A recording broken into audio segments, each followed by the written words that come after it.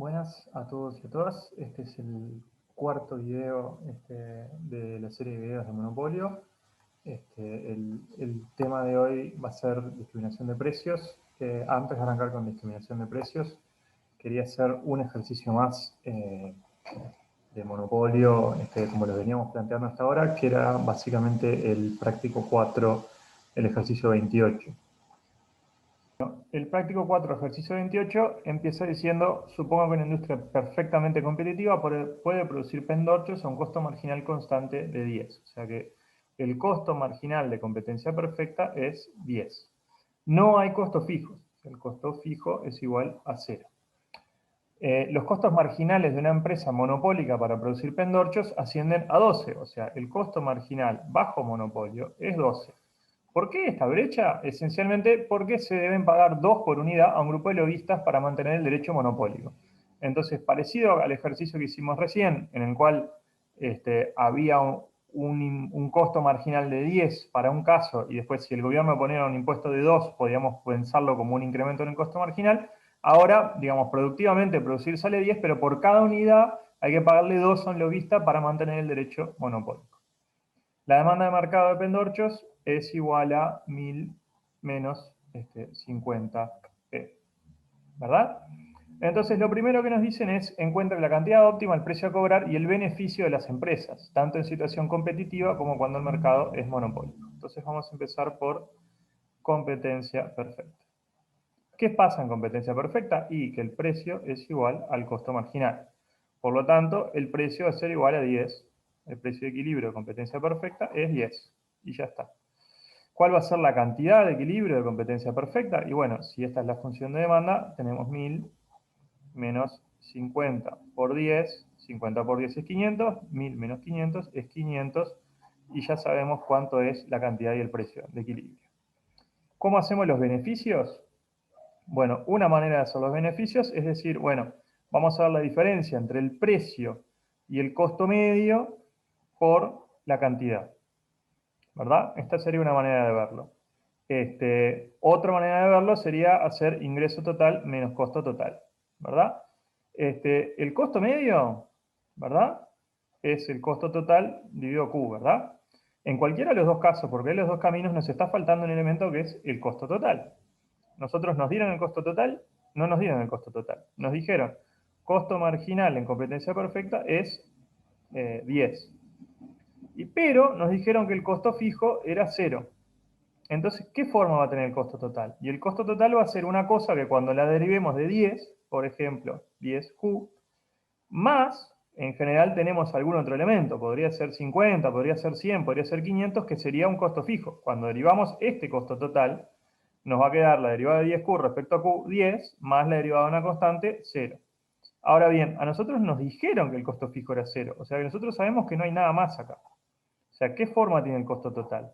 10Q en competencia perfecta.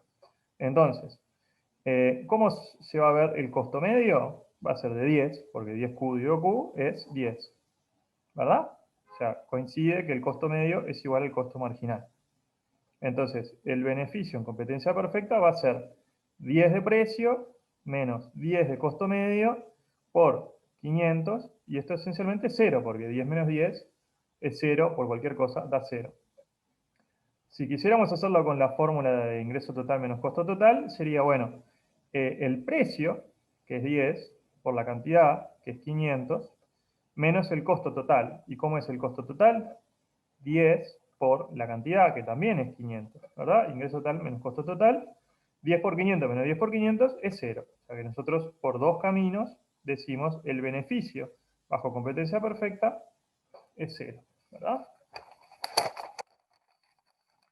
Ahora bien, ¿qué pasa en monopolio?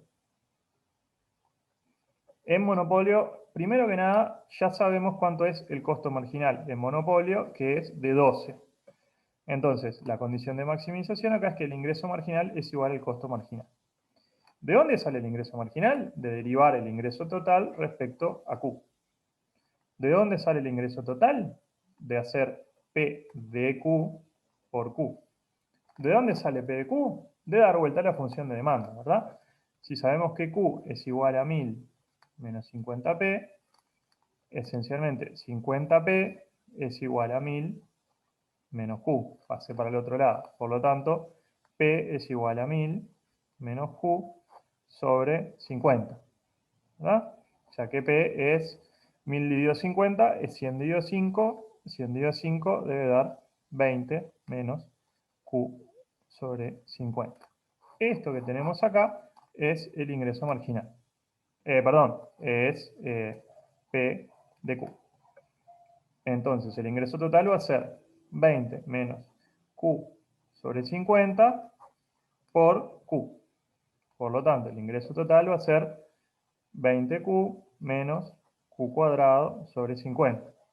Ahora sí, si derivamos el ingreso total respecto a Q, la derivada de 20Q es 20, la derivada de este Q cuadrado, esto es menos 2Q sobre 50, ¿verdad? Esto que tenemos acá es, ahora sí, el ingreso marginal. Ahora, ¿a qué va a ser igual el ingreso marginal en monopolio para encontrar la cantidad y los precios de equilibrios? Bueno, a el costo marginal. Por lo tanto, vamos a igualar 20 menos 2Q sobre 50, tiene que ser igual al costo marginal. ¿Cuánto es el costo marginal de monopolio? 12. Esto es igual a 12. Paso el 12 para allá, 20 menos 12 es 8, y esto va a ser igual a 2Q sobre 50. Paso el 50 por otro lado, 8 por 5, esto me queda 400, es igual a 2Q, 400 dividido 2, 200 es igual a Q. ¿Verdad?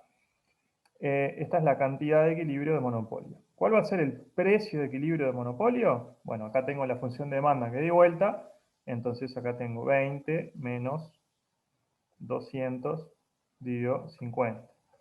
200 dividido 50 da 4, ¿verdad? 5 por 4, 20. Entonces 20 menos 4 da 16. Entonces, ¿qué era lo que pasaba en competencia perfecta? Esencialmente, el precio era 10, la cantidad era 500. Ahora tenemos que el precio da 16 y la cantidad es 200, lo cual es más o menos no, lo cual es razonable o consistente con todo lo que venimos diciendo que pasa en los casos de monopolio, ¿verdad? Después nos queda encontrar el beneficio de monopolio, ¿verdad? Y esto lo podemos hacer también diciendo, bueno, vamos a hacer ingreso total menos costo total, o vamos a hacer precio menos costo medio por cantidad, ¿verdad? Si el costo marginal es 12 y no hay costos fijos, el costo total es 12Q. Por lo tanto, el costo medio también es 12, ¿verdad? Entonces, vamos a hacer solo por este camino, se puede mostrar por el otro camino, pero ¿cuál es el precio? Y el precio es 16 en monopolio. Pero ¿cuál es el costo medio? Y es 12. ¿Y cuántas son las unidades vendidas? 200. O sea que por cada unidad vendida yo estoy sacando un margen de beneficio extra normal de 16 menos 12, que es 4. Y 4 por 200 a mí me da 800. Entonces, el beneficio en monopolio es de 800, ¿verdad? Que es mayor al beneficio que obtienen todas las empresitas trabajando en competencia perfecta, como ya lo sabemos desde lo que vimos en el teórico. Lo siguiente que nos pide el ejercicio en el punto B es calcule la pérdida de excedente del consumidor que se deriva de la monopolización de la producción de pendorchos. Entonces, vamos a tratar de ser prolijos. Tenemos una cantidad, tenemos un precio, tenemos una función de demanda y tenemos un costo marginal de competencia perfecta que es igual a 10. Entonces, lo primero que vamos a hacer es calcular el excedente del consumidor en competencia perfecta.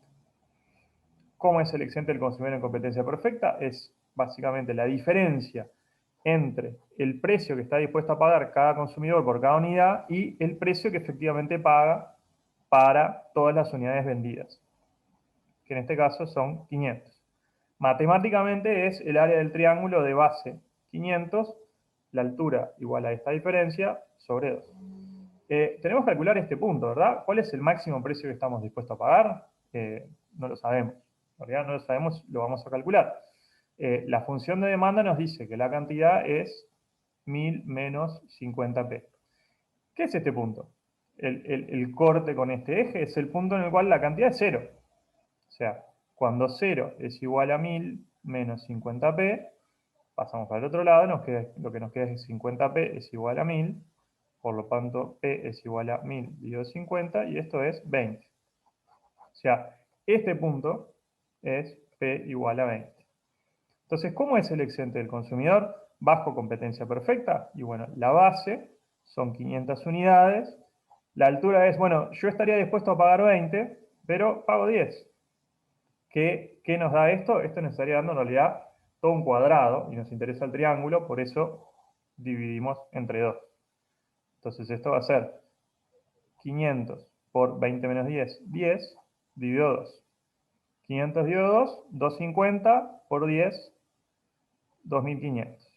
El excedente del consumidor en competencia perfecta es 2500.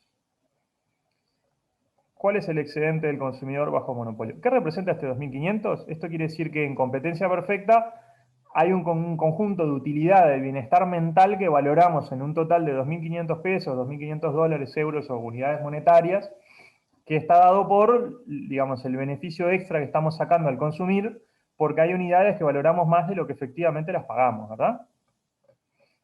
¿Cuál es el excedente del consumidor en monopolio? Bueno, primero tenemos que considerar que vamos a tener una curva de ingreso marginal, que está más abajo de la curva de demanda, por lo tanto las cantidades van a bajar y los precios van a subir, pero tenemos que considerar que el ejercicio nos dice que en realidad el costo marginal, ¿verdad?, en monopolio no es de 10, es de 12. Entonces, ¿qué pasa en monopolio? Esta es la cantidad de monopolio, que la calculamos como 200, y este es el precio de monopolio, que lo calculamos como 16. Entonces, ¿cuál era el excedente del consumidor bajo competencia perfecta? El triángulo gigante. ¿Cuál es el excedente del consumidor de monopolio? Y de vuelta, la diferencia entre el máximo precio que estamos dispuestos a pagar, pero el precio que pagamos es 16 y las cantidades vendidas son 200. Entonces, es este triángulo negro que tenemos acá, que debiéramos de ver es considerablemente más pequeño que el triángulo grande, ¿verdad? ¿Cómo se calcula este excedente? Y bueno, la base del triángulo es 200, que son las unidades vendidas. Estamos dispuestos a pagar 20 como máximo, pero pagamos 16, no 10. Compramos menos cantidades y las pagamos más caras. Tenemos dos motivos por los cuales el triángulo se achicó. Entonces esto es 200 por 20 menos 16 es 4, dividido 2. 200 dividido 2 es 100, por 4, 400.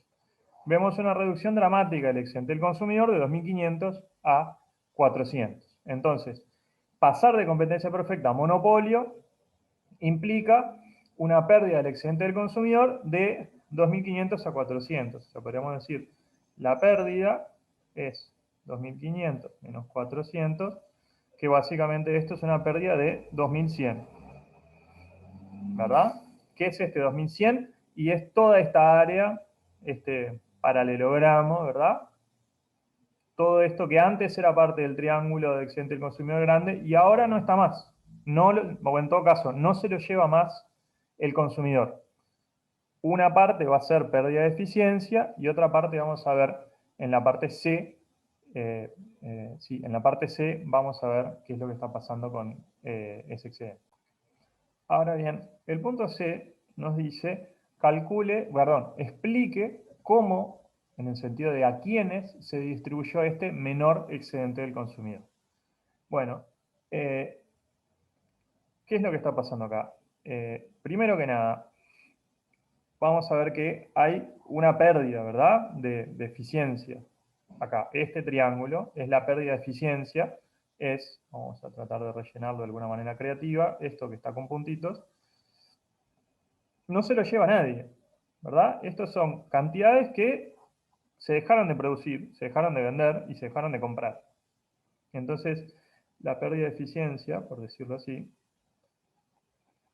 ¿qué es? Es un triángulo cuya base es la diferencia entre las cantidades, 500 menos 200, por la altura es la diferencia entre los precios, ¿verdad? Sobre 2, ¿verdad? Este es el triángulo de lo que pierde la sociedad porque pasamos de competencia perfecta a monopolio. 500 menos 200 da 300, 16 menos 10 da 6, dividido 2, ¿verdad? 6 dividido 2, 3, por 3, 9, o sea que hay 900 de pérdida de eficiencia. este triángulo vale 900, este triángulo, calculamos recién, valía 400. ¿Qué está pasando con esta área? Esta área, normalmente nosotros diríamos que es una transferencia, ¿verdad?, del excedente del consumidor a los productores. Pero en este caso tenemos otro agente, que son los lobistas, ¿verdad? Tenemos una cuña acá. ¿Qué es esta cuña? La idea de que en realidad el precio que cobra el productor es 16, pero el costo marginal es 10. O sea, el excedente del productor es este rectángulo, que le vamos a poner A, ¿verdad? Porque hay una diferencia entre el costo marginal de monopolio y el costo marginal de competencia perfecta. En competencia perfecta el costo marginal es 10, en monopolio el costo marginal es 12. Entonces, ¿cuál es el excedente del productor? En monopolio, y bueno, va a ser este rectángulo, que es básicamente las cantidades vendidas, base 200, por la diferencia de precio entre el precio al cual se venden las cosas menos el costo marginal de producirlas, en este caso. Entonces un rectángulo, esto es 200 por 16 menos 12, le voy a dar 4, esto es 800, ¿verdad? Entonces, el área A vale 800. ¿Qué área nos quedó boyando? El área B. ¿Y qué es esta área B? Esta área B es un área, ¿verdad?, que va a ser el excedente de los lobistas, que son unos señores nuevos, bajo monopolio.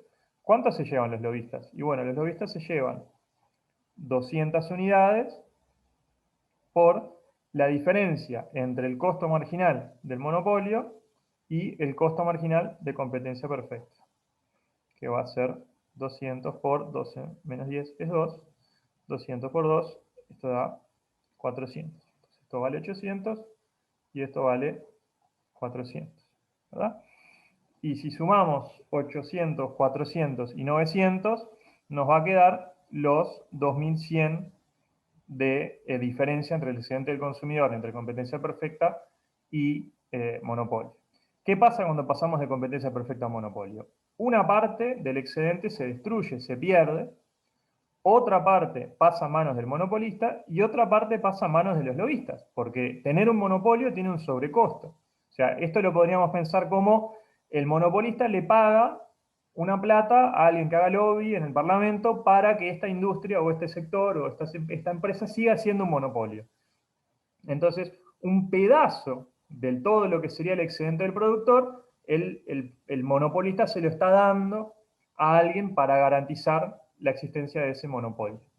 Entonces, esto es también, digamos, meternos un poquito más en cómo a veces puede funcionar el mundo real del punto de vista de que el monopolista está mejor que en el caso de competencia perfecta, pero no necesariamente el monopolista se queda con todo su excedente. O sea, esto podría ser visto también como el pago de un canon o el pago de una renta adicional para otro agente para seguir estando en una situación monopólica. El consumidor pierde esto, ¿verdad? Y también pierde esto, ¿no? Esto, A más B, es la redistribución, ¿verdad? O sea, el excedente del consumidor que se transfiere o que se redistribuye, ¿a qué es igual? A 800 para los productores y 400 para los lobistas. 1200, si sumamos acá. O sea, A más B es un área de 1200 que era excedente del consumidor que pasa a otras personas en la sociedad. Esto no es pérdida de eficiencia como tal, esto es un cambio distributivo. Lo tenían los consumidores, ahora lo tienen los productores y los lobistas. Lo que más nos preocupa desde el punto de vista de la eficiencia a nosotros es el tamaño del triángulo, ¿verdad? Que hay un costo social de hacer esta redistribución, ¿verdad? Cuando el monopolista le paga a los lobistas y se apropia de parte del excedente del consumidor, además deja un montón de gente sin producto. Se vendían 500 y ahora se venden 200. Hay un montón de gente que no está consumiendo y que sin embargo estaría dispuesto a pagar precios que están por arriba de los costos.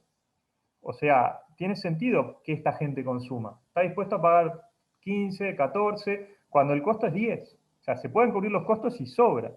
Sin embargo, el pago de 2 por unidad a los lobistas hace que los monopolistas puedan ser que el monopolista pueda ser monopolista, y estamos en esta situación, en este punto de monopolio. Bueno, y ahora sí, vamos a arrancar con el punto 4 de nuestro pequeño programa de monopolio, que es discriminación de precios, ¿verdad? La idea central de discriminación de precios es que el monopolista lo que trata de hacer, y con esto nos acercamos un poco más a la realidad, es vender el mismo bien a distintos precios dependiendo del consumidor. ¿Tá? Esto es lo que es conceptualmente discriminación de precios. Intuitivamente, lo que vamos a decir es que esto va a aumentar el beneficio del monopolista. O sea, la idea, ¿qué es lo que hace el monopolista? Baja las cantidades y sube los precios respecto a competencia perfecta. Pero si además pensamos que el monopolista no solamente baja las cantidades y sube los precios, sino que logra vender a distintos precios, ¿no? O sea, que a personas que están dispuestas a pagar más lo vende más caro, y a personas que están dispuestas a pagar menos le logra vender más barato, eso intuitivamente, y ahora lo vamos a demostrar, va a aumentar todavía más el beneficio del monopolio. Ahora, ¿qué tiene que pasar para que pueda existir la discriminación de precios? Tiene que pasar que no haya posibilidad de arbitraje. ¿Qué es el arbitraje? Que los consumidores no revendan o intercambien entre ellos, ¿verdad? En general decimos que cuando no hay arbitraje, lo que está pasando es que hay costos de intermediación, ¿verdad? Entonces, ¿cómo podemos pensar esto? Esto lo podemos pensar como, supongamos que yo trato de vender en la facultad, no sé, marcadores, lapiceras o cuadernolas, y que decido venderle más caro a los hombres que a las mujeres. Entonces, la misma cuadernola a los hombres se las vendo a 450 pesos y a las mujeres se las vendo a 50 pesos. ¿Qué es probable que pase en algún momento? Que el hombre, cuando se dé cuenta de eso, le pida a una amiga que compre la cuadernola por él, ¿verdad? Entonces, yo soy el vendedor y veo en la oficina de apuntes o en la papelería que me vienen a comprar una cuadernola, viene una mujer y me compra 2 cuadernolas por 50 pesos, yo le vendo las 2 cuadernolas y después esta mujer le puede revender una de sus cuadernolas a un amigo, ¿verdad? Y de hecho se la puede revender a los mismos 50 pesos, o se lo puede revender a algún precio que esté entre los 450 que yo le quiero cobrar y los 50. Pero básicamente los consumidores venden o revenden entre ellos. Si los consumidores revenden entre ellos, a mí rápidamente se me va a complicar fijar un precio muy caro, ¿verdad? Para un conjunto de personas y un precio más barato para otras, si estas personas pueden intercambiar entre ellos. El ejemplo alternativo o el ejemplo por la contra es, bueno, cuando no hay arbitraje, podemos pensar que es un caso en el cual hay costos de intermediación, ¿verdad? Entonces, ¿puedo yo vender una cuadernola en Montevideo a 500 pesos y en Artigas a 100 pesos? Y puedo. Si pienso que los montevideanos están dispuestos a pagar más que los artiguenses, lo puedo hacer. Y a los montevideanos que no les guste, pueden agarrar y ir a Tres Cruces y tomarse el interdepartamental hasta Artigas, comprar la cuadernola por 100 pesos y volver. En el ejemplo que estoy poniendo, el costo de hacer eso es muy alto. O sea, hay todo un costo de tiempo y un costo de pasaje que hace que sea ridículo. O sea, hay cosas en la frontera que salen más baratas en Montevideo y sin embargo no salimos todo el tiempo al Chuy a hacer la compra del mes. Alguna gente capaz que lo hace, pero en general la idea de ir al Chuy o ir a la frontera a comprar algo que sale más barato que en la capital, el costo de ir y el costo de volver son tales que en general no lo terminamos haciendo. De hecho, los precios de los bienes pueden ser diferentes aún en los barrios de Montevideo. Hay barrios donde las mismas cosas son más caras que otras, y uno podría decir, bueno, si querés pagar más barato, vas a tener que ir a la feria vecinal, vaya a no saber de dónde, y comprar las cosas a mitad de precio. Pero bueno, capaz que uno no tiene ganas o no está dispuesto a hacer ese trayecto porque no quiere perder el tiempo o porque tiene un costo de intermediación que no necesariamente es monetario, puede ser un tema de tiempo. Ok, yo el 8 de octubre de la Ravide puedo comprar cosas más baratas que al lado de la facultad, pero tengo que tomarme el bus, tengo que volver, y no es tanto el tema del boleto, sino el tema de lo que demoro en hacer una cosa y la otra, ¿verdad? Entonces, esos van a ser los casos en los cuales el monopolista logre vender a distintos precios.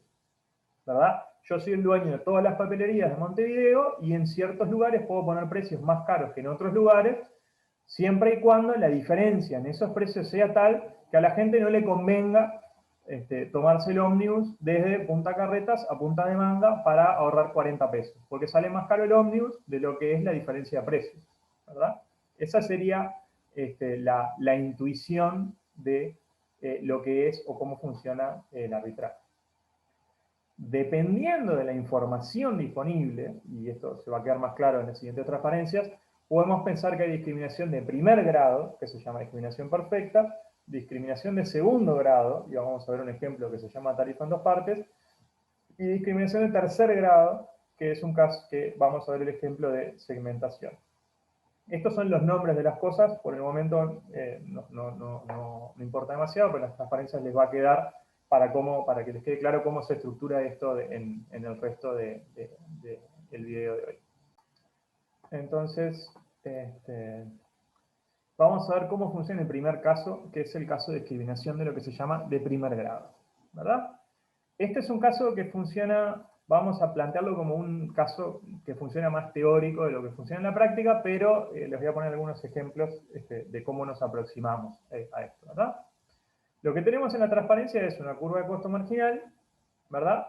Y la curva de demanda, que esencialmente la curva de demanda lo que nos está diciendo es las cantidades Q1 se pueden vender a P1, ¿verdad?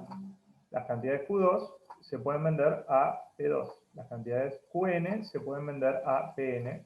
Y bueno, las cantidades de competencia perfecta se pueden vender a el precio de competencia perfecta. Esto nos dice la curva de demanda, las combinaciones de precios y cantidades que pueden existir en este mercado. ¿Cuál es el supuesto o la idea atrás de discriminación de precios?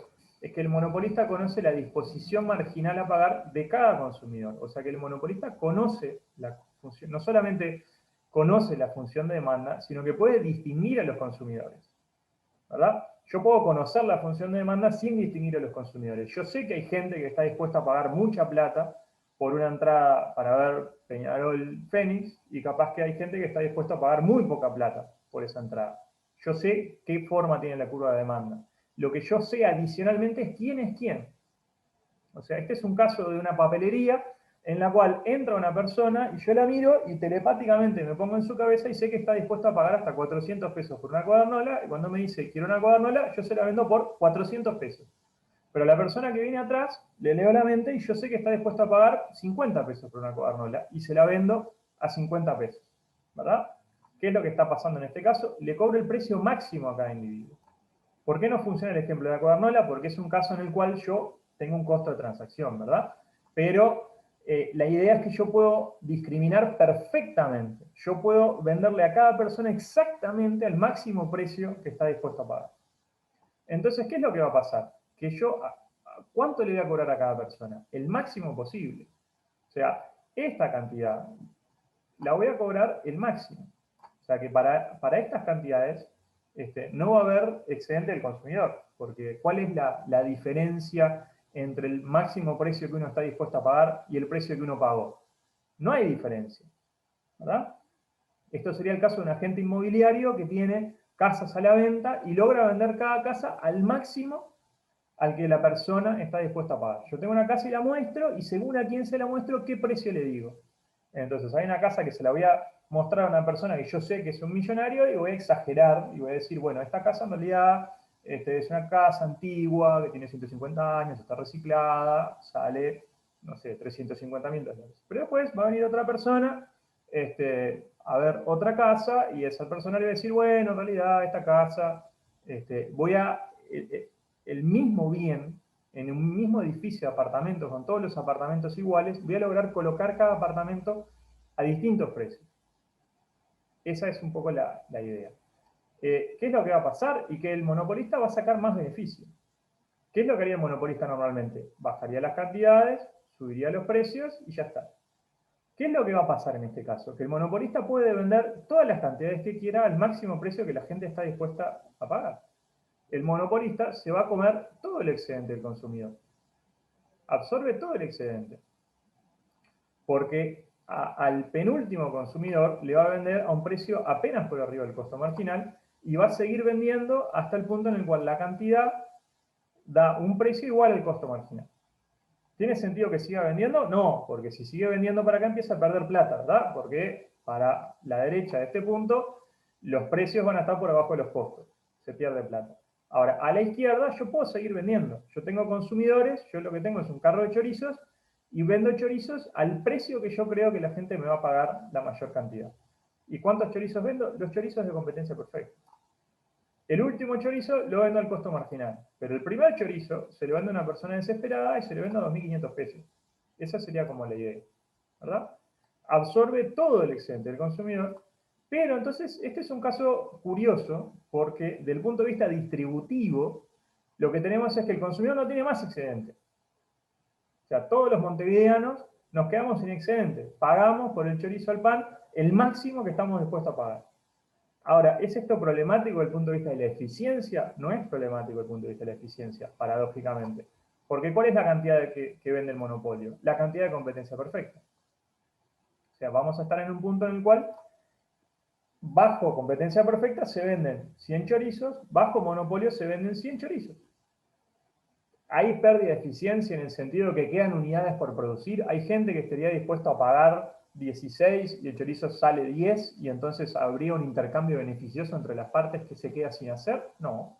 Se venden todos los chorizos que se venderían en competencia perfecta. El último consumidor paga exactamente el costo marginal. Entonces, acá vemos que lo que hay es que todo el triángulo que era excedente del consumidor pasa a ser excedente del productor, pero no hay triangulito de pérdida de eficiencia y de pérdida de bienestar. Entonces, es una situación, no es que sea difícil de entender, pero que es un poco sorprendente, ¿no? Uno diría, bueno, pero ¿cómo? O sea, esta es la situación teórica, esto es lo que es discriminación de precios en teoría. Uno podría preguntarse qué tan real puede ser un caso de discriminación de primer grado.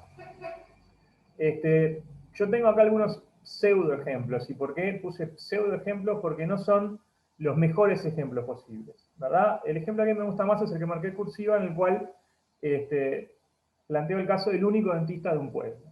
Entonces, imaginemos que tenemos un pueblo que tiene 15.000 habitantes y tiene un dentista. Y ese dentista maneja información sobre quiénes son las personas que son ricas y quiénes son las personas que son pobres adentro del pueblo. Es el dentista que vive toda la vida ahí y sabe qué familias trabajan en dónde, más o menos cuál es el ingreso, y el dentista puede darse el lujo de cuando viene la persona más rica del pueblo a hacerse, no sé, a solucionarse una carie, el dentista le puede decir, bueno, a vos solucionarte una carie te va a costar 5.000 pesos.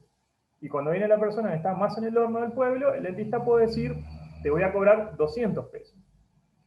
¿Existe la posibilidad de que haya arbitraje en este caso? Y no, porque el pobre no puede agarrar y venderle su arreglo de muelas al rico. Estos servicios son personales, son individuales. El dentista le arregla la carie al pobre y el pobre no le puede revender ese servicio al rico en el pueblo, ¿verdad? Entonces, desde el punto de vista del arbitraje, vemos que es un ejemplo considerablemente más serio que lo de las cuadernolas, que las cuadernolas se arbitran. En cambio, los servicios personales, como pueden ser los dentistas, los médicos, los abogados, los masajistas, esta clase de cosas, los estudios contables, pueden cobrarle distinto a las distintas empresas, ¿verdad?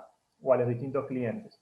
¿Dónde empieza a hacer agua el ejemplo? Y bueno, el dentista no puede cobrar una cantidad, entre comillas, infinita, porque está limitado por la capacidad de la gente del pueblo de irse al pueblo de al lado, ¿verdad? O sea, si al rico le queremos cobrar 25.000 pesos un arreglo de muelas, lo que va a hacer el rico es agarrar y subirse a su auto e irse a otro pueblo a buscarse otro dentista, ¿verdad?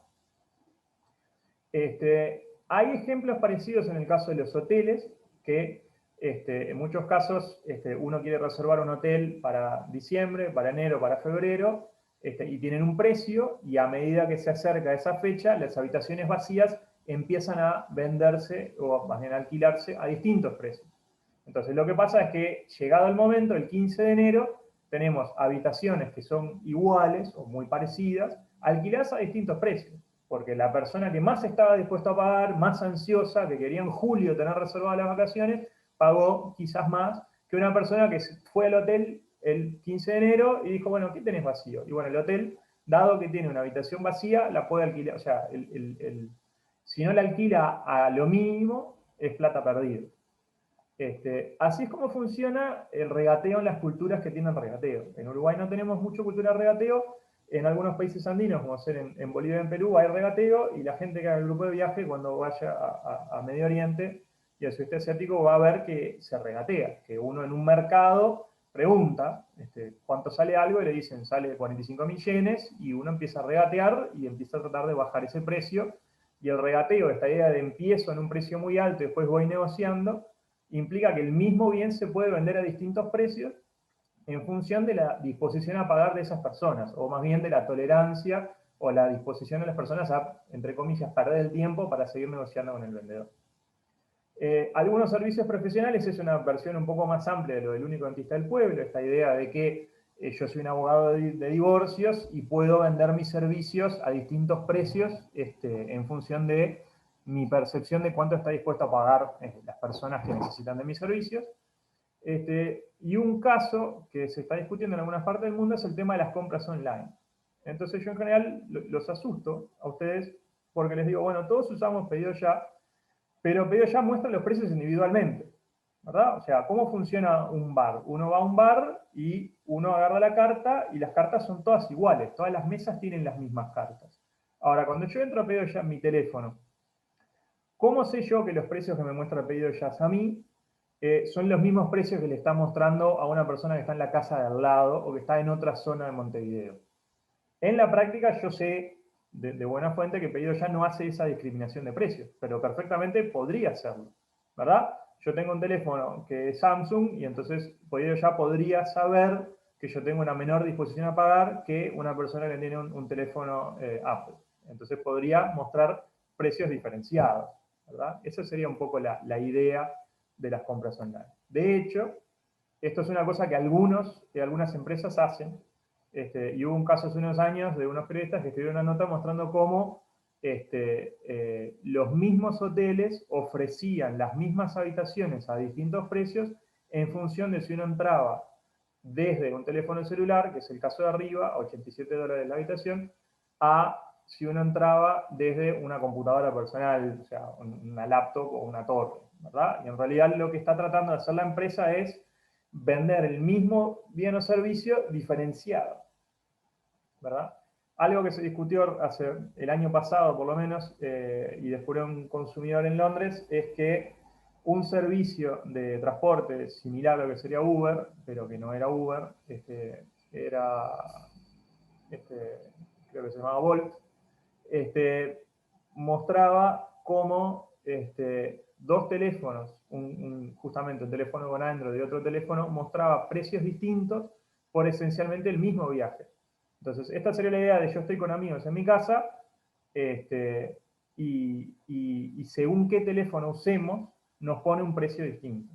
En este caso, lo que este consumidor se quejaba era que los teléfonos eran esencialmente iguales y la diferencia era el nivel de batería. Y hubo toda una discusión en prensa acerca de si las compañías estaban usando el nivel de batería como un elemento a tomar en cuenta, en el sentido de cuando me queda 3% de batería, yo estoy dispuesto a pagar más por el viaje porque me voy a quedar sin batería y tengo que agarrar el viaje ya. En cambio, cuando tengo 80% de batería, si el viaje es muy caro, aguanto 15 minutos más y me fijo si los precios bajaron. La empresa que fue acusada de hacer esto, que es una empresa de viajes que se llama Bolt, salió a decir que ellos no hacían eso. Después un programador, o sea, descubrió no, pero si uno lee los términos y las condiciones, las empresas de transporte como Uber y como Bolt y todas las otras empresas de transporte, y Pedido Ya y todo otro montón de empresas, cuando uno acepta las condiciones, tienen acceso a la información de si el teléfono está o no está en modo de ahorro de batería, o sea que saben cuándo uno está en el horno con la batería. Todas las empresas que fueron acusadas de esto salieron a decir que no usaban esta información para discriminar precios, ¿verdad? O sea que en principio no estaríamos ahí, pero estos son ejemplos de, o sea, no son ejemplos de discriminación de precios perfecta, porque en realidad la empresa no se está aproximando al máximo que cada consumidor está dispuesto a pagar, pero lo que estoy tratando de decir con estos ejemplos es las empresas pueden usar mucha información para tratar de identificar grupos de consumidores bastante específicos. Bueno, ¿en qué barrio de Montevideo está? ¿Qué teléfono tiene? ¿Cuánta batería le queda? usemos toda la información posible para tratar de darle un precio lo más ajustado posible a la máxima disposición a pagar que yo me imagino, ¿verdad? Yo como empresa, ¿no? Esa es la idea, la intuición atrás de discriminación de precios. Y ahora vamos a pasar a hacer el práctico 4, ejercicio 13. El práctico 4, ejercicio 13, arranca diciendo así. Tenemos una empresa que enfrenta la siguiente función de demanda. El precio es esencialmente 12 menos Q sobre 200. Y nótese que esto es la función de demanda y que la función de demanda, en este caso, ya me la están dando como forma de P de Q, ¿verdad? No la tengo que dar vuelta. Y sabemos que el costo marginal es igual al costo medio, que es igual a 3. Y nos piden que hallemos el precio y el nivel de producción que maximizan el beneficio de la empresa. Bueno, ¿y dónde maximizamos el beneficio de la empresa? Donde el ingreso marginal es igual al costo marginal, ¿verdad? Costo marginal ya lo tenemos, es igual a 3. Tenemos que hallar el ingreso marginal. ¿Cómo hallamos el ingreso marginal? Primero hallamos el ingreso total, que sabemos que es P de Q por Q, que sabemos es 12 menos Q sobre 200 por Q.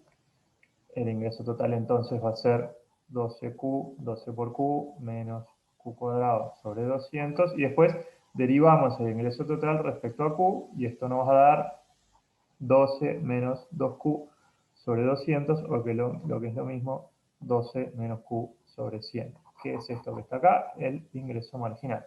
Bueno, la condición de maximización es ingreso marginal igual a costo marginal, por lo tanto 12 menos Q sobre 100 es igual a 3. Pasamos el 3 para el otro lado, 12 menos 3 es 9, esto es igual a Q sobre 100, por lo tanto 900 es igual a la cantidad de equilibrio de monopolio. ¿Cuál va a ser el precio de equilibrio? Bueno, el precio de equilibrio de monopolio es, vamos a la función de demanda, 12 menos 900 dividido 200, ¿verdad? Y esto, 900 dividido 200 es lo mismo que 9 dividido 2. 9 dividido 2 debe ser 4,5. Y 12 menos 4,5 nos da 7,5, ¿verdad? Este es el precio de monopolio de equilibrio, ¿verdad? Y con esto hicimos el práctico 4, ejercicio 13.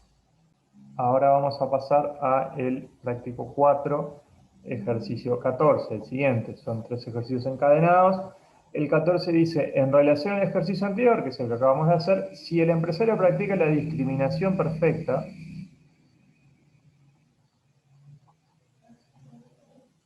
y las opciones son, tiene que duplicar la producción, mantener la producción, producir a nivel del costo medio mínimo o triplicar la producción. Entonces, vamos a empezar por ver cuál sería el caso de discriminación perfecta. Entonces, ¿qué fue lo que dijimos? Lo que dijimos es, si tenemos un costo marginal igual a 3 y tenemos una función de demanda, ¿qué es lo que haría el monopolista? El monopolista se quedaría con todo el excedente del consumidor y produciría, si puede discriminar en forma perfecta, en el punto de equilibrio de competencia perfecta. Produciría en el punto en el cual la cantidad es tal que el costo marginal sea igual al precio, o en todo caso que la demanda corte al costo marginal. Esta, que es la cantidad de equilibrio de competencia perfecta, es igual a la cantidad de equilibrio de monopolio con discriminación perfecta.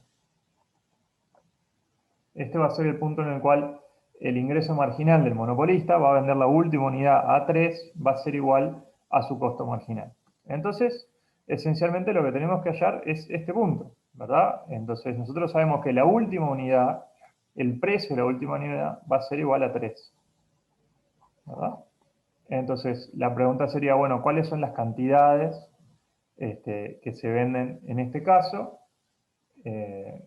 Para eso tenemos que ir a la función de demanda, y la función de demanda decía que el precio es igual a 12 menos Q sobre 200. El precio sabemos que es 3, es igual a 12 menos Q sobre 200.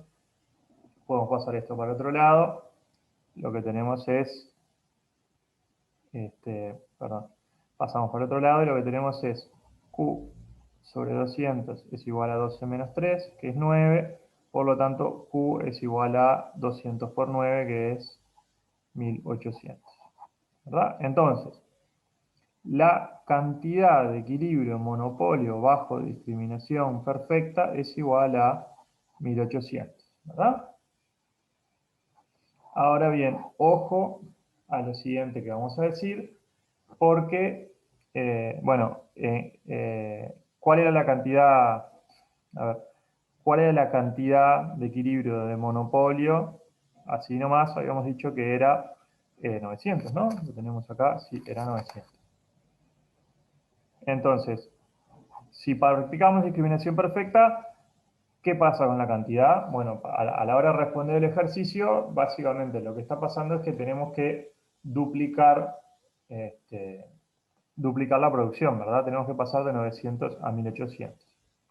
Esto no está preguntado acá, pero si yo les pregunto, encuentre la cantidad y el precio de equilibrio en discriminación perfecta. La cantidad en discriminación perfecta es 1800. ¿Cuál es el precio en discriminación perfecta? Ustedes notaron que para resolver el ejercicio tuve que hallar la cantidad de competencia perfecta y escribí acá, voy a encontrar este punto, y este punto es un punto en el cual el precio es igual a 3. Ahora bien, estamos hablando de discriminación perfecta. Conceptualmente, en discriminación perfecta, el monopolista a cada individuo, por cada cantidad, le está cobrando el máximo que este individuo está dispuesto a pagar. Entonces, si yo en una revisión o en un examen les pregunto cuál es el precio que se cobra en discriminación perfecta, no hay un precio que se cobre en discriminación perfecta, es una trampa. ¿Tá? En discriminación perfecta no hay un precio. En discriminación perfecta, cada individuo paga un precio diferente. El monopolista no tiene un precio. El monopolista a cada persona le cobra lo máximo que está dispuesto a pagar. Nosotros pasamos por acá para poder resolver el ejercicio. Tenemos que llegar al resultado de competencia perfecta, las cantidades de competencia perfecta, porque sabemos que en discriminación perfecta se venden las cantidades de competencia perfecta. ¿A qué precio? A muchísimos precios, a infinitos precios, a toda la curva de demanda de precios. ¿Vale? Eso no está en el ejercicio, pero es muy importante. ¿Tá? Ahora bien, ¿qué es lo que pasa en discriminación de precios? En discriminación de precios dijimos que el monopolista se queda con todo el excedente del consumidor, ¿verdad? Todo este triángulo pasa a las manos del monopolista. Entonces, rápidamente, el práctico 4, ejercicio 15, nos dice, en relación al ejercicio anterior, si el gobierno decide prohibir la discriminación de precios y busca maximizar el bienestar social, entonces fijará un precio regulado igual a... Y nos dan tres opciones, ¿verdad? La opción A, la B, la C y la D. Que es 3, 4, 5 y 6. Entonces, ¿cuál es la regla de regulación de un monopolio? ¿Qué es lo que queremos hacer? ¿Qué es lo primero que trataríamos de hacer? Fijar un precio igual al costo marginal, ¿verdad? O sea que tendríamos que decir, bueno, fijamos un precio igual al costo marginal, vamos a forzar al monopolista a vender en el punto en el cual el precio es igual a 3. ¿Cuál es el riesgo que corremos? Y la pregunta sería, ¿qué pasa si el costo medio está por arriba del costo marginal? Los beneficios son negativos, se funde la empresa, no se puede fijar este precio. Ahora, ¿qué nos decía la letra originalmente? Nos decía que el costo marginal era igual al costo medio, que era igual a 3. Entonces el costo medio va a ser igual al costo marginal. Entonces los beneficios, si nosotros le obligamos al monopolista a vender a 3, van a ser igual a 0. ¿Cuál es la diferencia digamos, en los tres casos? En realidad nosotros partimos de una situación en la cual teníamos una situación de competencia perfecta, ¿verdad?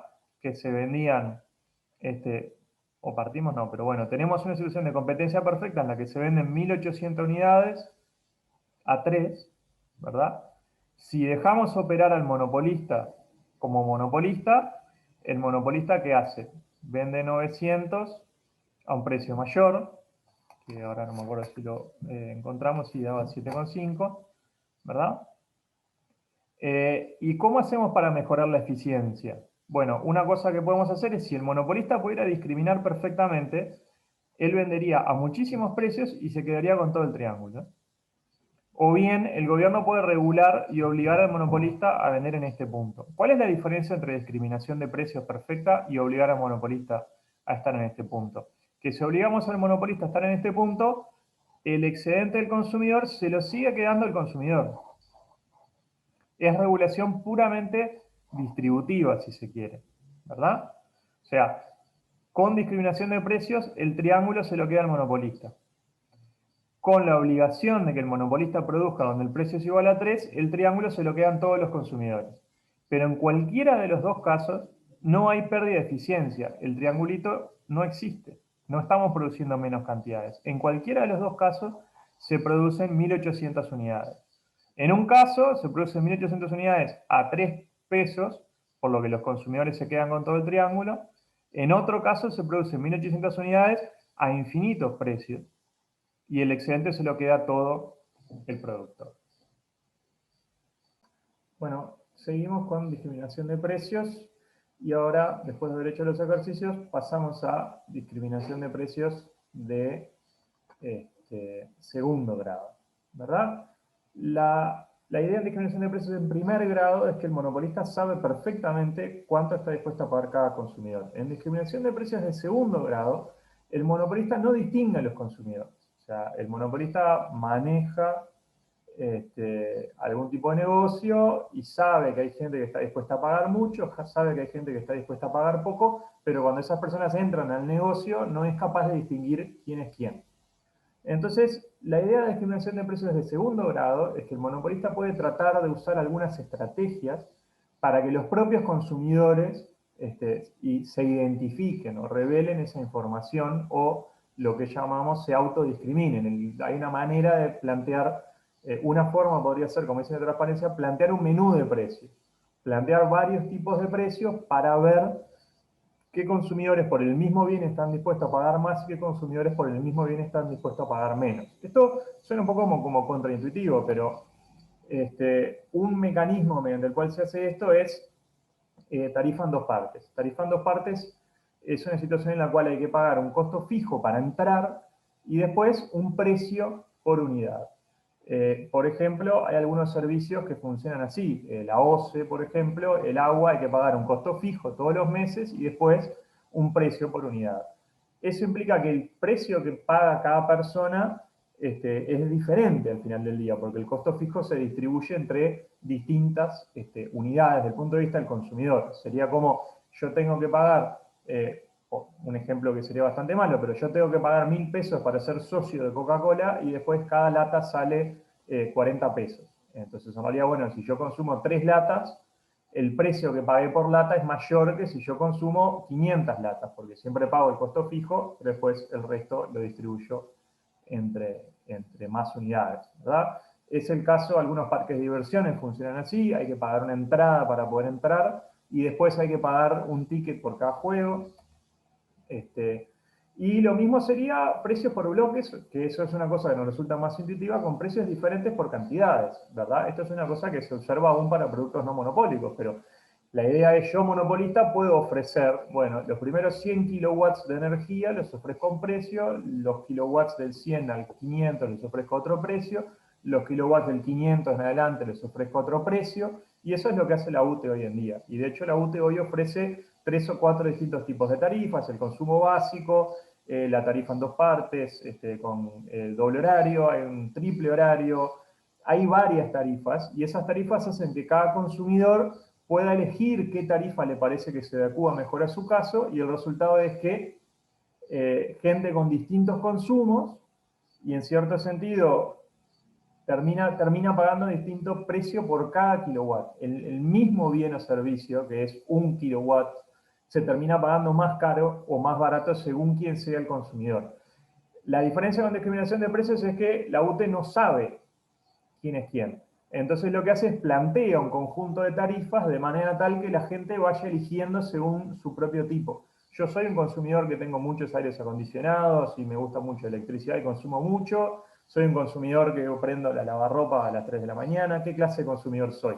La UTE no sabe, pero el consumidor sí sabe. Entonces los consumidores van a ir eligiendo la tarifa que más le convenga y esto le va a permitir a la UTE cobrar distinto precio por el mismo kilowatt a distintas casas. Un ejemplo mucho más básico es precio al por mayor, ¿verdad? O bueno, la lata de coca sale 40 pesos, pero si la compramos en botellas de 3 litros, el precio por litro está bajando cuanto mayor es la cantidad, ¿verdad? Lo mismo pasa con otros bienes. Y un caso concreto que vamos a ver, un ejemplo, es lo que se llama venta conjunta, que es cuando empaquetamos, ¿verdad? Es cuando vendemos distintos bienes o distintos tipos o distintas cantidades empaquetadas. Vamos a ver un ejercicio ahora no más, para que se entienda un poco más, y logramos que los consumidores paguen distintos precios por esencialmente el mismo bien. Entonces, vamos a pasar a hacer el práctico 4, ejercicio 33. ¿Tá? Acá está la transparencia de cómo está planteado el ejercicio. Ahora yo lo voy a pasar a hacer en el cuadernito. El práctico 4, ejercicio 33, dice: una empresa monopólica de software vende dos productos, una planilla de cálculo sencilla, que le vamos a poner de nombre Excel, y un paquete estadístico poderoso que le vamos a poner de nombre Stata. ¿Ok? Y cada uno tiene demandas independientes y un costo marginal de cero. Esto es una simplificación, costo marginal de cero para cualquiera de las dos. La empresa enfrenta 4 tipos de consumidores que no puede distinguir con los siguientes precios de reserva. Entonces vamos a anotar acá los precios de reserva para las dos planillas, ¿no? Los dos paquetes estadísticos, ¿verdad? Tenemos, este es el consumidor, esto estoy copiando lo que ustedes tienen en la transparencia, ¿verdad? El tipo de consumidor es el lerdo, el normal, el avanzado y el profesional. ¿Cuál es la gracia? La gracia es que el lerdo, para la planilla de cálculo sencilla, tiene un precio de reserva de 90, en el sentido que está dispuesto a pagar hasta 90 por Excel. El normal está dispuesto a pagar hasta 60 por Excel. El avanzado está dispuesto a pagar hasta 55 por Excel. Y el profesional está dispuesto a pagar hasta 25 por Excel. ¿Verdad? En cambio, el lerdo, por la planilla de cálculo o el paquete estadístico Stata, que es bastante poderoso, está dispuesto a pagar hasta 25. Entonces, ¿qué es lo que estamos viendo acá? Que el consumidor lerdo tiene una preferencia mayor por Excel que por Stata, ¿verdad? Porque Stata es un paquete estadístico econométrico poderoso que a este consumidor capaz que le resulta difícil de manejar o le resulta que es demasiado complejo para las operaciones que normalmente hace. Con Excel alcanza, ¿verdad?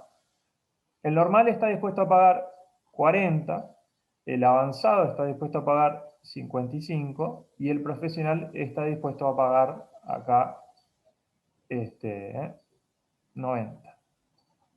Entonces el profesional es como el lerdo al revés. El profesional valora mucho la planilla, este paquete econométrico complejo, y puede hacer muchas cosas con este paquete econométrico, y Excel es una cosa que no le interesa tanto porque en general las cosas que podría hacer con Excel sabe cómo hacerlas con Stata y no está tanto dispuesto a pagar por esto que está acá, ¿verdad? Entonces, esto es el planteo del problema, ¿verdad? Entonces, lo siguiente que tenemos es lo siguiente. El práctico dice: la empresa debe decidir si vender los productos por separado o en forma conjunta como un paquete.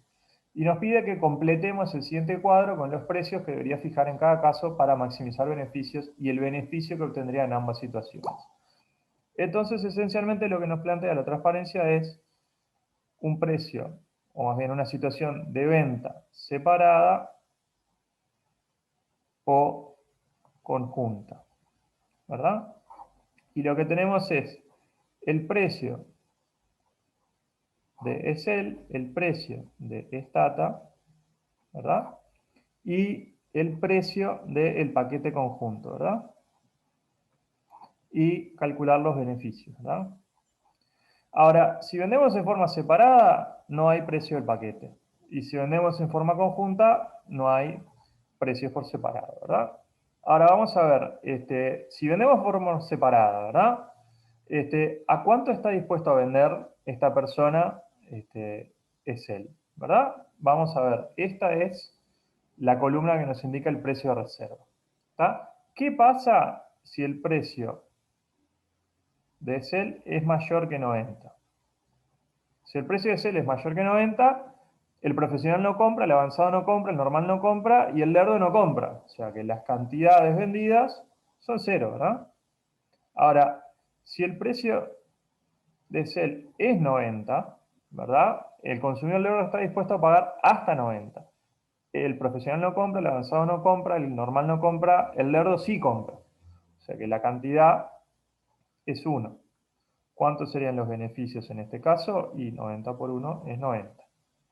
Ahora, ¿qué pasa si el precio de sell es 89?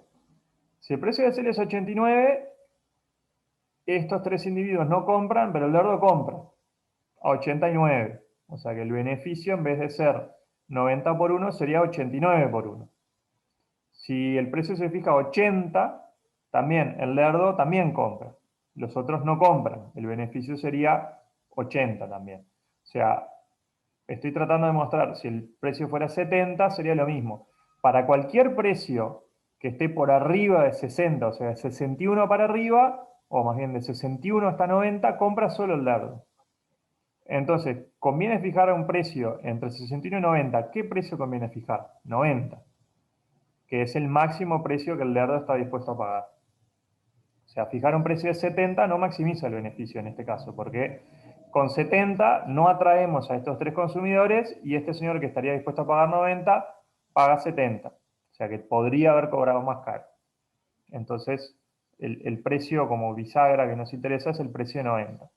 Por ese motivo, el siguiente precio que nos va a interesar es el precio de 60. ¿Qué pasa cuando vamos bajando el precio y llegamos a 60? ¿Quiénes compran? Estos dos, ¿verdad? Por lo tanto, las cantidades vendidas son 2.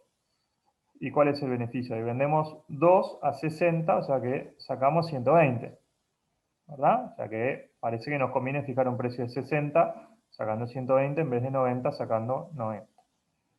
¿Qué pasa cuando el precio de sell pasa a ser 55? ¿Quiénes nos compran? Estos tres.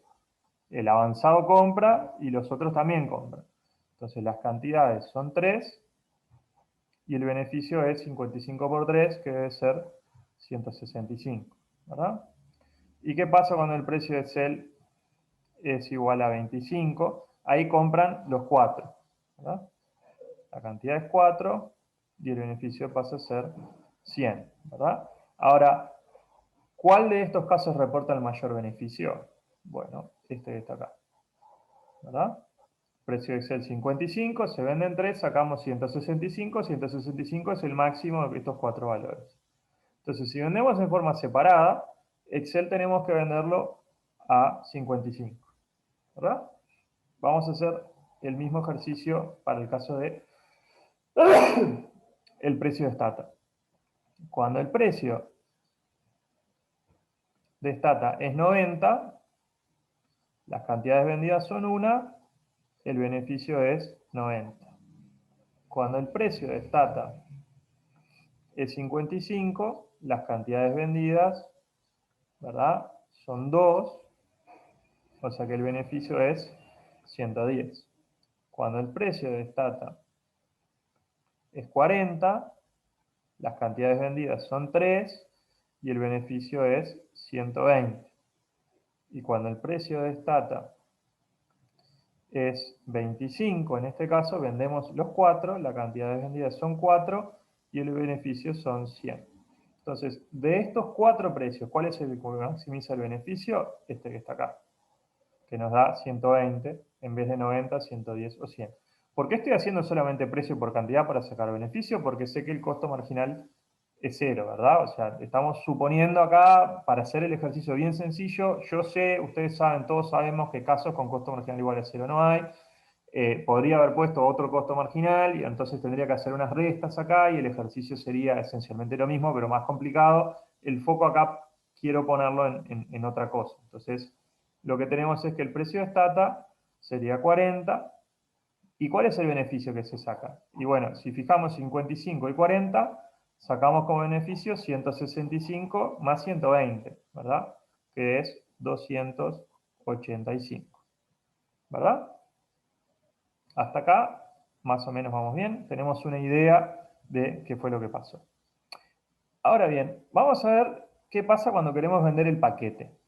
Cuando queremos vender el paquete, Yo lo que tengo que construir, que es la información que no tengo, es el precio de reserva del paquete. ¿Verdad? No tenía un precio de reserva del paquete. Tengo el precio de reserva de Cell, tengo el precio de reserva de Stata, y ahora la idea es, ¿qué pasa si yo agarro una cinta adhesiva y encinto los dos bienes? Como hay veces en el supermercado tengo encintado la papa chip con los polaquitos, o la Coca-Cola con el Fernet, o, no sé, el café con el azúcar, o el jabón en polvo con el suavizante, o me encintan productos y me venden un paquete, y me dicen, te vendo este paquete por tanto. Bueno, ¿a cuánto está dispuesto a pagar el lerdo el paquete? Y está dispuesto a pagar 90 por Excel y 25 por Stata. O sea que por los dos juntos está dispuesto a pagar la suma de estos precios de reserva. 90 más 25 da 115. El normal, ¿cuánto está dispuesto a pagar por el paquete? Y 60-40 está dispuesto a pagar 100. El avanzado, ¿cuánto está dispuesto a pagar? 55 y 55, queda 110. Y el profesional, ¿cuánto está dispuesto a pagar? 90 más 25 queda 115. Entonces, vamos a ver qué pasa con el precio del paquete. ¿Cuánto es el beneficio si fijamos el precio del paquete? ¿No? Acá me quedé sin espacio, pero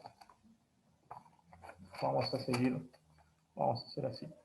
¿Cuál es el beneficio cuando el precio del paquete, ¿verdad? Vamos a empezar con el 115. Si el precio del paquete es igual a 115, ¿cuántos paquetes vendo? 1, 2. 2 paquetes. ¿Cuál es el beneficio? Y 115 más 115, 230.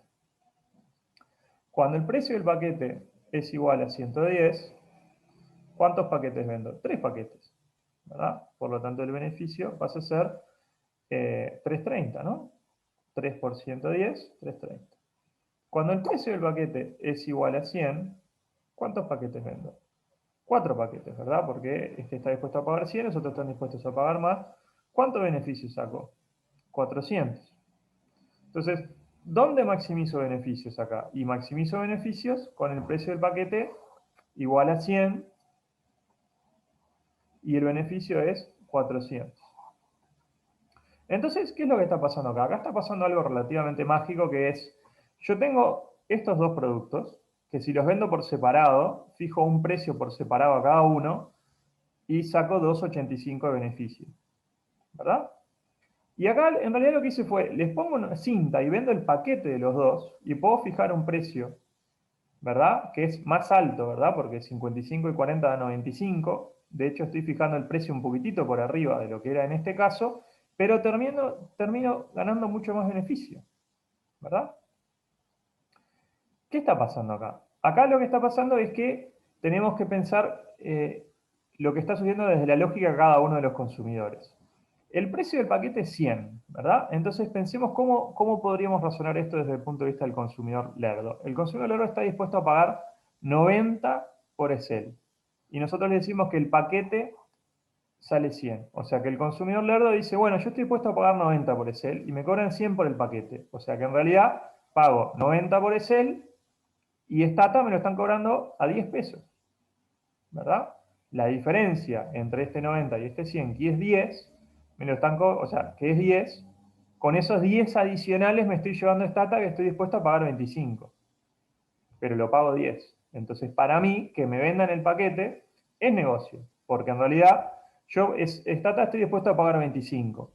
Pero este es un típico caso en que en la tele te dicen, por solo 10 más, se lleva un Stata, ¿verdad? Lo mismo pasa con el profesional. El profesional está dispuesto a pagar 90 por el paquete econométrico avanzado y acá le estamos diciendo, mirá, pagás 90 por el paquete econométrico avanzado y por solo 10 más te llevas la planilla de cálculo medio básica que vos estás dispuesto a pagar 25, pero te lo vendo a 10. ¿Verdad?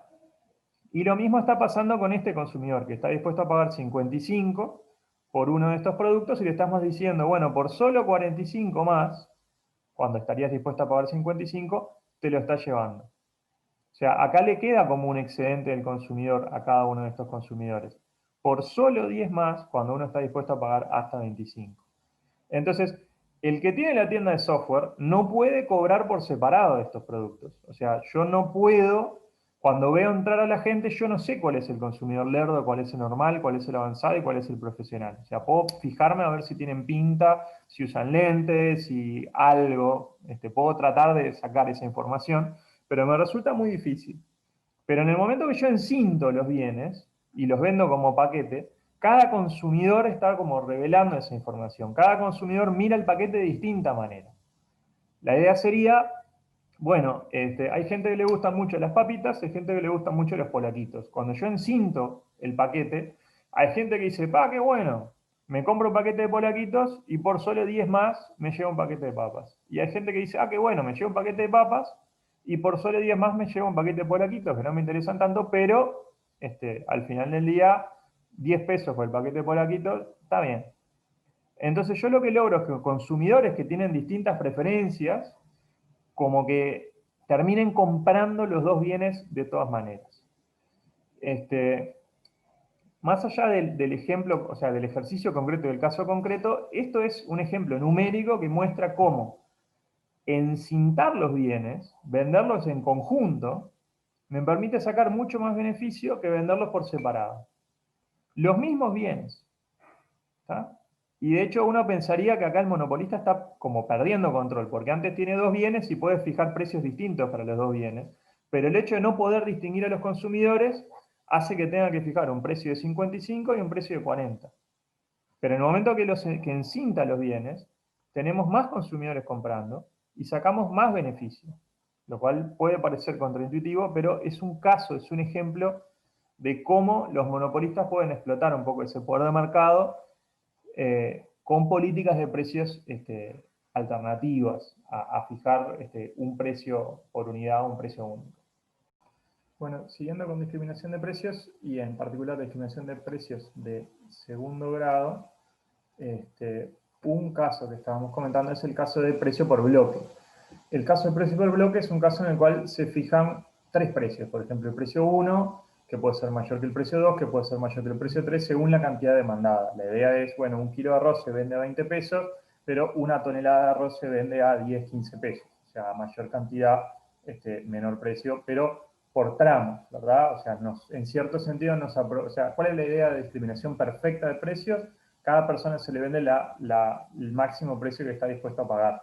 Entonces, pequeñas cantidades yo las vendo muy caro y grandes cantidades yo las vendo más barato, pero puedo separar a los consumidores. Fijo distintos precios por cantidad y los consumidores solos van a ir a la ventanilla o al punto de venta correspondiente. ¿Podemos decir algo sobre lo que pasa con la eficiencia en este caso? Y podemos decir que sí, podemos decir que si estamos en un caso de monopolio natural, o sea que hay economías de escala, a mayor producción, menores costos, ¿verdad?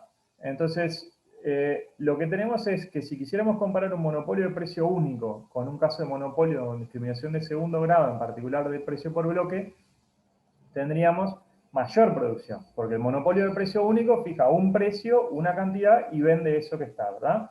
El monopolista que puede fijar dos precios o tres precios, en tanto fija distintos precios por distintas cantidades, a algunos consumidores les va a vender más barato, a otros consumidores les va a vender más caro, pero en el global va a terminar vendiendo más.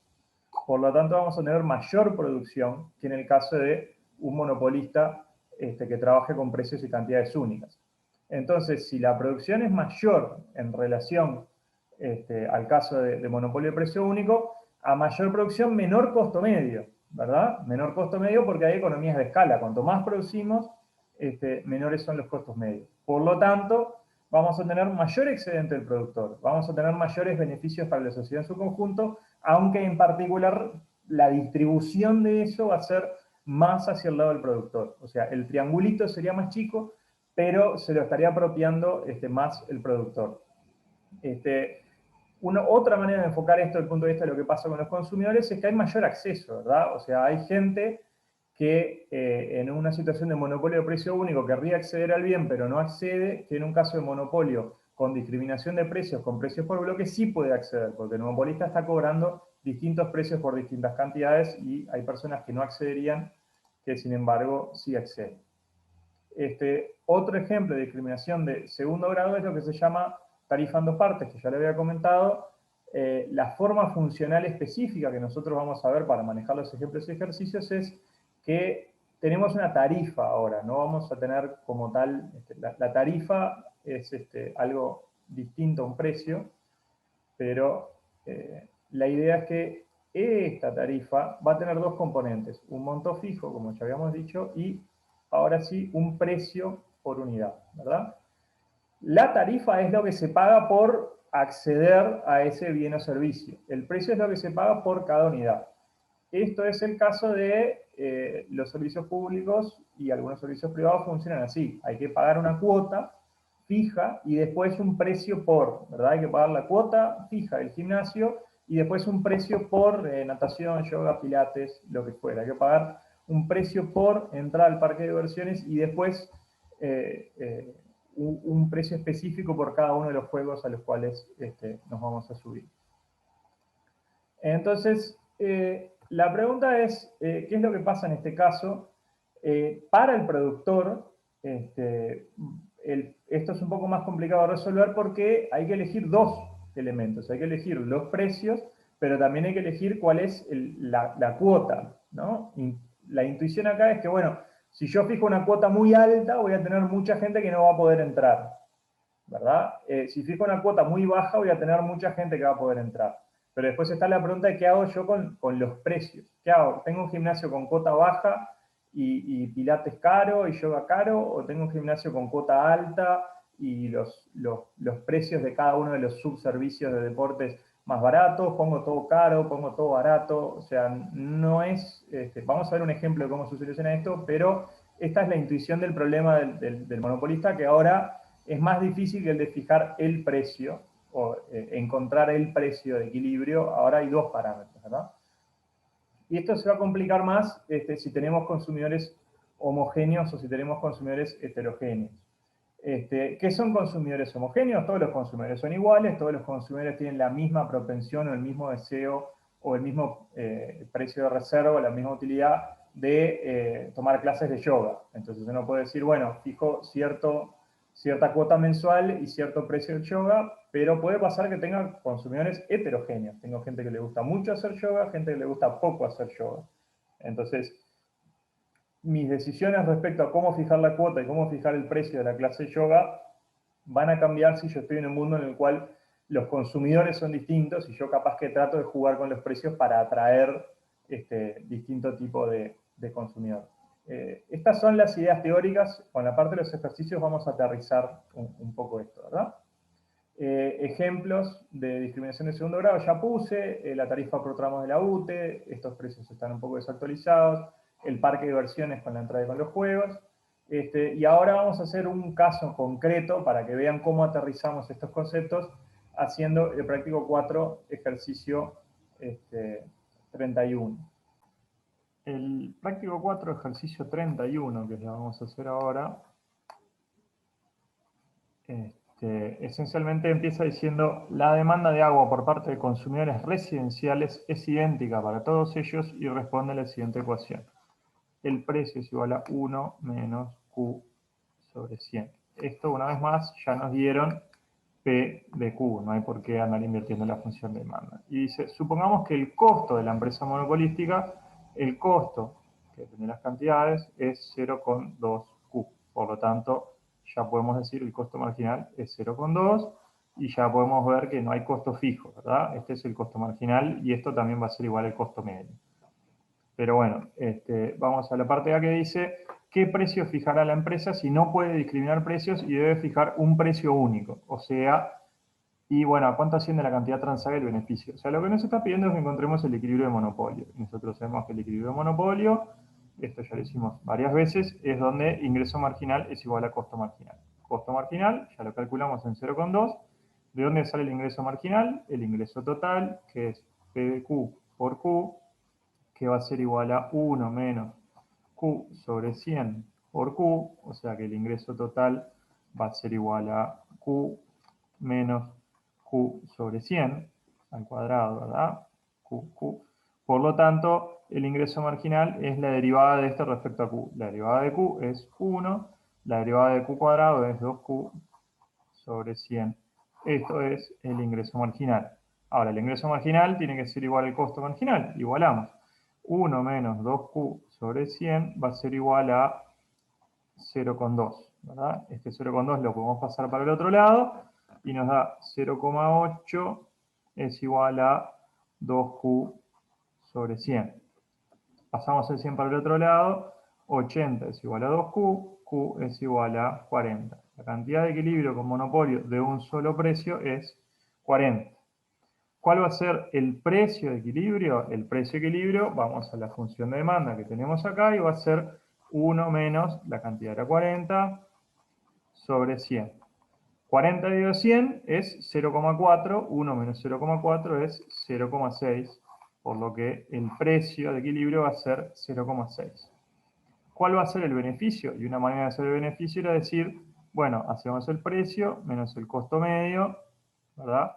Por la cantidad, ¿verdad? Ahora, ¿cuál es el precio? El precio es 0,6. ¿Cuál es el costo medio? Es el mismo que el costo marginal, es 0,2. Y las cantidades dijimos que eran 40. O sea, sacamos 0,6 menos 0,2, que es 0,4, es el beneficio que sacamos por unidad. Tenemos 40 unidades, 4 por 4, 16. El beneficio es, el beneficio de equilibrio en monopolio con un solo precio es 16. ¿Ah? Vamos a, el punto B nos dice, si la empresa pudiera cobrar una tarifa fija y un precio por unidad, calcule la tarifa, el precio y la cantidad de equilibrio y el beneficio de la empresa.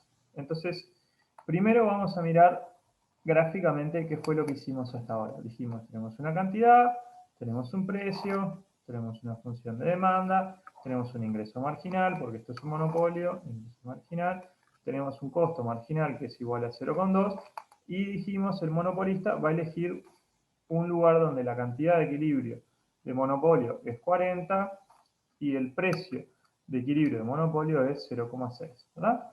Entonces, la pregunta es, ¿cuánto podría ser la tarifa que podría cobrar el monopolista para, como costo de entrada de los clientes? Esa tarifa sería la cuota de entrada o la matrícula de gimnasio o el costo fijo que cobra la UTE o cobra Antel o cobra la OCE, etcétera, etcétera. Entonces, para responder esto nos tenemos que hacer la siguiente pregunta. ¿Cuánto más estarían dispuestos a pagar los consumidores?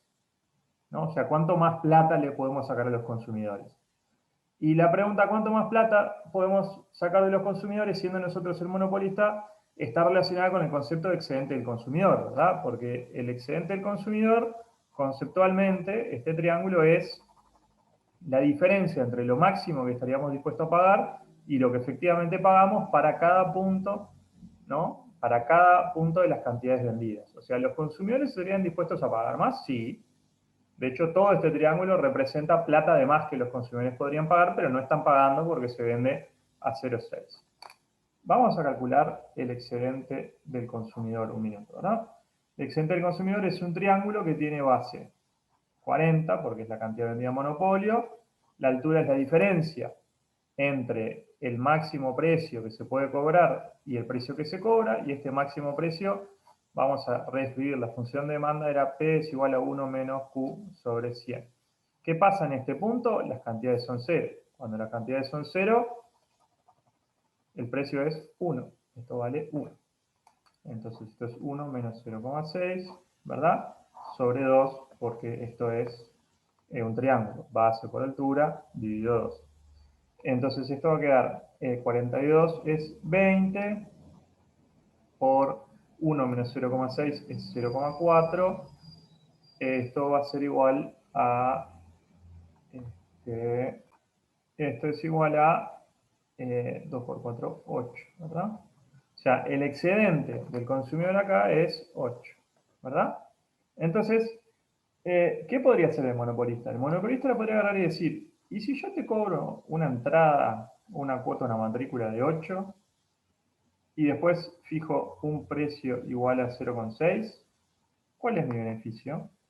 Bueno, el beneficio del monopolista en este caso sería, bueno, el mismo beneficio que yo sacaba antes, que era esencialmente 16, el beneficio va a ser 16, ¿de dónde sale este 16? De vender 40, ¿verdad? A 0,6, ¿no? Y acá hay una diferencia en la cual estamos esencialmente sacando 0,4 de ganancia, la diferencia esta, por unidad, pero ahora estoy cobrando 8 de tarifa, ¿verdad? O sea que mi beneficio sería 24. Entonces, ¿qué es lo que estoy haciendo yo acá? Estoy diciendo, voy a fijarte una tarifa igual al excedente del consumidor y cobrar este precio. Entonces, ¿cuál va a ser el excedente del productor ahora? Va a ser todo el rectángulo, que lo sacamos por vender estas cantidades a estos precios, y todo el triángulo por cobrar una entrada. Ahora, esta es una intuición. La pregunta que yo haría es, los estoy guiando en cómo hacer este ejercicio. ¿Existe alguna manera de que el monopolista pueda sacar más beneficio? Y bueno, si se fijan, cuando el monopolista decide fijar este precio, o más bien decide fijar esta cantidad, el mercado asigna este precio, cualquiera de las dos, lo que tenemos es que el monopolista se lleva todo lo que hay arriba. Una parte a través de precio por cantidad y otra parte a través de la tarifa. ¿Qué pasa si el monopolista decide bajar los precios y fija un precio acá? Si el monopolista fija un precio acá, lo que va a pasar es que su excedente del productor va a ser la parte de abajo. ¿Y por qué el monopolista en condiciones normales no hace esto? No hace esto porque bajar los precios le implica perder dinero, ¿verdad? Pero perfectamente el monopolista podría recuperar esta parte incrementando lo que cobra por la tarifa. De hecho, ¿qué pasa si el monopolista decide fijar el precio igual al costo marginal? ¿Verdad? Si fijamos este punto que fue, creo que no sé si lo llegamos a calcular, pero si fijamos precio igual a costo marginal, que es igual a 0,2, ¿verdad? ¿Cuántas son las cantidades vendidas? Y nosotros sabemos que la función de demanda tiene la siguiente forma. P es igual a 1 menos Q sobre 100. ¿Ah? Si el precio es 0,2, entonces 1 menos Q sobre 100, puedo pasar esto para el otro, perdón, el 0,2 para el otro lado, tenemos que Q sobre 100 es igual a 0,8, la cantidad en competencia perfecta sería 80, ¿verdad? O sea, en este punto, la cantidad de competencia perfecta es igual a 80, ¿verdad? O sea, si el monopolista fija un precio igual al costo marginal de 0,2, la cantidad es 80. ¿Cuál es el beneficio que saca el monopolista en este caso? Y bueno, el precio menos el costo medio, ¿verdad? Por la cantidad. El precio es 0,2, el costo medio es 0,2 por 80, o sea que saca 0. ¿Saca 0 de qué? Saca 0 de la venta del bien o del servicio. Pero, y acá vamos a volver a hacer, ¿verdad? Tenemos la curva de demanda, la cantidad, el precio y el costo marginal igual a 0,2. Si fijamos precio igual a costo marginal, como monopolistas, no hay un excedente del productor por la parte de vender los bienes y los servicios, 80, 0,2, pero lo que hacemos fijando precio igual al costo marginal es maximizamos el excedente del consumidor. Cuando fijamos precio igual a costo marginal, el consumidor tiene todo este excedente del consumidor para llevarse. ¿Cuánto es el excedente del consumidor? Y va a ser el triángulo de base 80, que son las cantidades que se venden, por la diferencia entre este punto, que era 1, 1 menos 0,2 sobre 2, ¿verdad? Esto es 80 por 0,8 dividido 2, y esto es 8 por 8, 64, dividido 2, 32, ¿verdad? Entonces, el monopolista con tarifa, ¿verdad? ¿A cuánto fija la tarifa? A 32. ¿Y cuál es el beneficio? El beneficio va a ser 32, ¿verdad? Que sale a ser la tarifa, más precio menos costo medio por cantidad. Y esto yo lo calculo recién y era 0. ¿Pero cuánto es el beneficio total? 32. ¿Cuánto era el beneficio total si nosotros fijábamos el precio en 0,6 y cobrábamos la tarifa de 8 acá? 24. ¿Y cuánto era el beneficio si fijábamos solamente un único precio? 16. Entonces, si nosotros podemos cobrar una entrada, lo que nos conviene para maximizar beneficios, en cierto sentido, quizás contraintuitivamente, es fijar el precio del bien lo más bajo posible y completamente fajar y destruir al consumidor cobrando la tarifa igual al excedente del consumidor. ¿Qué mundo es este? Este es un mundo en el cual la entrada a Disney sale $400, pero una vez que estás adentro, andar en un juego sale 20 centavos. Entrar es caro, pero una vez que entras, estando adentro, el costo de cada bien o servicio o lo que sea es muy bajo. Alternativamente, fijamos el precio como monopolistas lo más bajo posible, de manera tal de poder fajar a la mayor cantidad de consumidores con la tarifa, con el costo de entrada. ¿Verdad? ¿Qué es esto? Esto es por 5.000 pesos, te anotás al gimnasio y tenés todos los servicios for free. No tenés que pagar extra por ir a la piscina, por las clases de yoga, por las clases de pilates, por la clase de lo que sea. ¿Tá?